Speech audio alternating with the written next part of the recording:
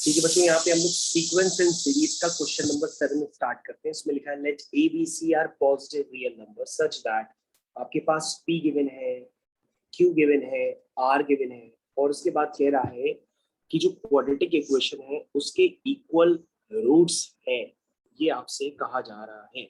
तो बच्चों equal roots कभी भी अगर आपके पास होते हैं तो सबसे पहले p x square plus q x plus r equal to 0 के दो इक्वल रूट्स है। तो इक्वल रूट्स बच्चों कभी कभी क्या होता है, वो x इक्वल टू 0 भी हो सकता है, x इक्वल टू 1 भी हो सकता है, x इक्वल टू 2 भी होता है।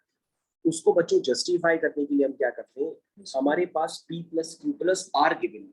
तो बच्चों हम सबसे पहले p plus Q plus r को ही इवैल्यूएट करते हैं, क्योंकि x इक्वल टू 1 रखने पर p plus Q plus R आ रहा है। चेक करते हैं क्या p plus Q plus R 0 है। तो बच्चों जैसे ही आप लिखेंगे तो यहाँ पे एक चमत्कारिक प्रभाव होगा। देखिए तो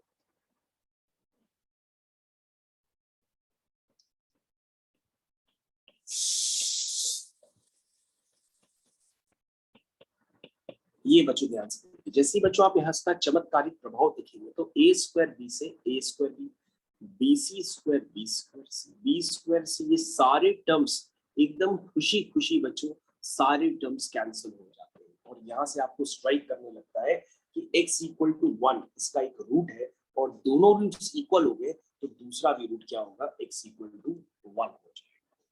यानी बच्चों अगर हम इस इक्वेशन का प्रोडक्ट ऑफ रूट्स निकालेंगे तो वो भी बनाएगा, और प्रोडक्ट ऑफ रूट्स होता है c बाई a। इसका मतलब यहाँ से एक रिलेशन आ जाएगा p is equal to r। और बच्चों इस रिलेशन को यूज करते ही हमारे पास यहाँ पर abc के बीच में एक रिलेशन डेवलप हो जाएगा। क्या आप सहमत हैं? तो बच्चों जल्दी से p इक्वल टू r कर दीजिए। तो this is your a square b plus ab square minus a square c minus ac square is equal to b square c plus bc square minus, तो बच्चों मेरे को p इक्वल टू r करना है, ये q था तो मेरे को r लिखना है। ये हो जाएगा ac square plus a square c minus cb square minus bc square. तो बच्चों अब आपको ध्यान से यहाँ पर abc में रिलेशन डेवलप करना है। तो बच्चों मेरे ख्याल से आप रिलेशन डेवलप कर लोगे। आप एक काम करना, इस वाले टर्म को और इस वाले टर्म को कंबाइन करोगे तो अंदर आएगा b माइनस, और फिर बच्चों जो दूसरे टर्म्स है उसमें अगर a कॉमन लोगे तो अंदर आएगा b square minus c square, जिसको आप इस तरह से रीराइट करोगे।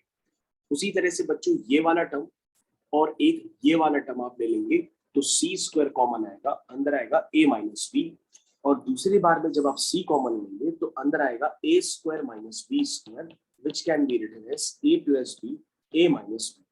तो मेरे ख्याल से बच्चों अब तो आपको समझ में आ गया कि इसमें हम b माइनस c और a अगर हम ये कॉमन लेंगे तो अंदर बचेगा a plus b plus c, और यहाँ पे भी बच्चों अगर हम c times a minus b common लेंगे तो अंदर बचेगा c plus a plus b।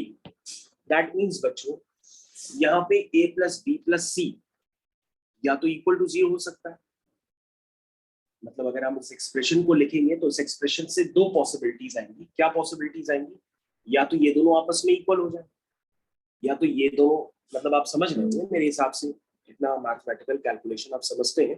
तो बच्चों ए बी सी सारे डिस्टिंक्ट है और पॉजिटिव, तो ये तो 0 हो ही नहीं सकता। तो 0 हो ही नहीं सकता है जब आप उसको एक तरफ लाएंगे। तो 0 किसको होना पड़ेगा, दूसरे वाले एक्सप्रेशन को, यानी c times b minus c minus c times a minus b को जब आप 0 करेंगे तो आपके पास रिलेशन बनेगा c times a minus b is equal to a times b minus c। और बच्चों इस रिलेशन को आपको खुशी खुशी सॉल्व करना पड़ेगा, और उसकी चमत्कारिक प्रभाव से आपके पास a b c में रिलेशन निकल करके आ जाएगा।